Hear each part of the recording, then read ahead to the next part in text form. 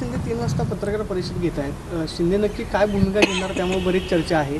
अशी एक चर्चा आहे की जर त्यांना मुख्यमंत्रीपद मिळालं नाही तर ते सरकारच्या बाहेर राहतील. शिवसेनेतल्या कुठल्या तरी आमदाराला उपमुख्यमंत्रीपदाची संधी मिळू शकते.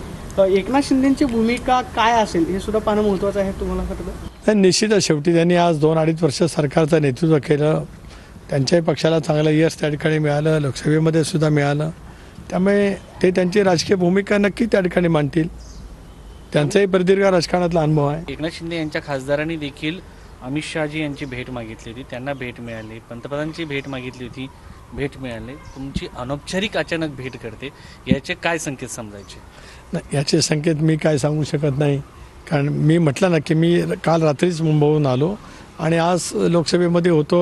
लोकसभा अटेंड झाली, अमितभाई होते म्हणून जस्ट विचारणा केली, कार्यालयामध्ये भेट झाली. पंतप्रधान महोदय होते त्याच्यामुळे जस्ट गेलो, तिथे भेट झाली. याच्या पाठीमागे काय दुसरं काय कारण असेल असं मला वाटत नाही. या विषयावरती कुठे चर्चाच नाही. ही कुठल्या सूत्रांची माहिती आहे ती तुम्हालाच माहिती, मला माहीत नाही. ते सूत्र जर काय मला सांगितलं तर ते बरं होईल. अशी कुठली चर्चा आज नाही. कारण आज हे सारं काही सगळ्या प्राथमिक अवस्थेमध्ये आहे. एकदा निर्णय त्या संदर्भातला झाला, विधिमंडळ भारतीय जनता पक्षाचा नेता निवडला गेला की मग आपोआपच त्या सगळ्या विषयाला गती येईल. त्यावेळेला आम्ही एकत्रितपणाने बसून निर्णय करू.